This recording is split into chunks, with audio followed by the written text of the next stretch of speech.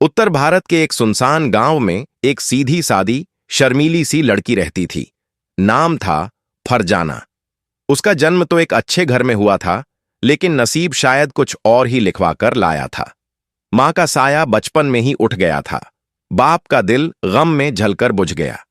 बचपन से ही फरजाना को जिंदगी ने सिर्फ आंसू, ताने और तकलीफें दी। उसके चाचा और चाची ने उसे सिर छुपाने की छत तो दी, लेकिन बदले में जिंदगी भर का जिल्लत भरा किराया वसूला, तानों से, गालियों से और दिन रात काम लेकर। सुबह से शाम तक घर का हर काम वही करती, पानी भरना, चूल्हा जलाना, कपड़े धोना, खेत की मजदूरी तक। लेकिन किसी की जुबान से एक बार भी शुक्रिया न निकला। फरजाना की एक अजीब आदत थी।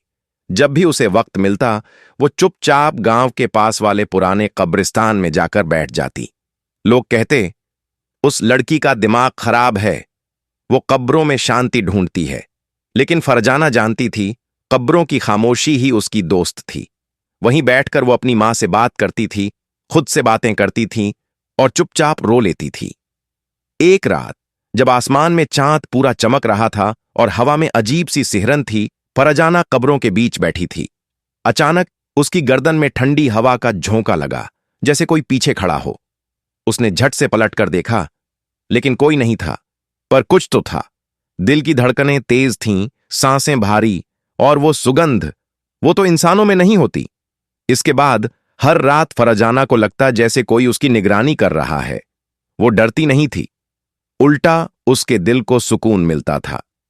कुछ रातों बाद एक कब्र के पास बैठी हुई थी कि उसकी आंखों के सामने वो पहली बार आया। एक साया, लंबा, सफेद, रोशनी से भरा, आंखें नीली, चेहरा शांत, जैसे बरसों की तन्हाई समेटे कोई रूह। वो बोला, मैं शम्स हूं, मैं इंसान नहीं, लेकिन तेरे दर्द से वाकिफ हूं। फरजाना सिहर गई, पर भागी नहीं। न जाने क्यों उसे डर के बजाय भरोसा महसूस हुआ।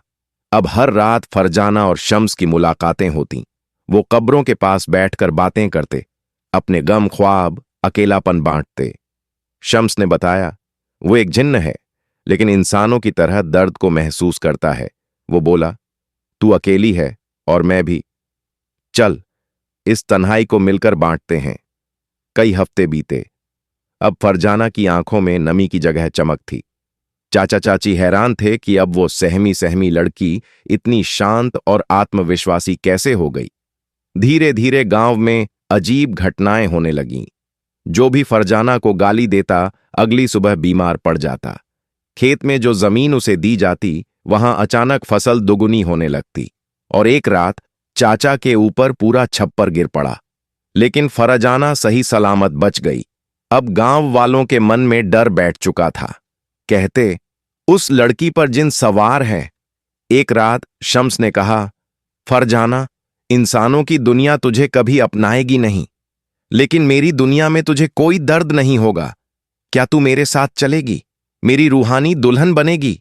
फरजाना की आंखें भर आईं। अगर तू वाकई मुझे दर्द से मुक्ति देगा तो हां। शादी की रात अमावस थी। चांद छुप गया था।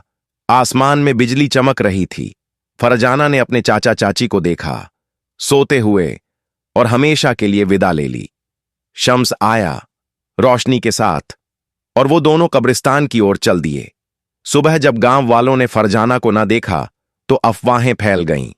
कुछ बोले वो जिन के साथ भाग गई, कुछ बोले वो मर चुकी है, लेकिन सच कोई नहीं जानता। अब हर अमावस की रात गांव वाले कहते हैं, एक औरत सफेद साड़ी में कब्रों के बीच चलती है। उसके साथ एक चमकता हुआ साया होता है और हवा में एक मीठी सी सरगम गूंजती है। फरजाना ने दुनिया से वो लिया जो उसे कभी नहीं मिला, प्यार, अपनापन और शांति। लेकिन सवाल यह है, क्या सच में इंसान और जिन्न का रिश्ता हो सकता है? क्या मोहब्बत रूहों की हदें पार कर सकती है? ये कहानी नहीं, एक रूहानी हकीकत है।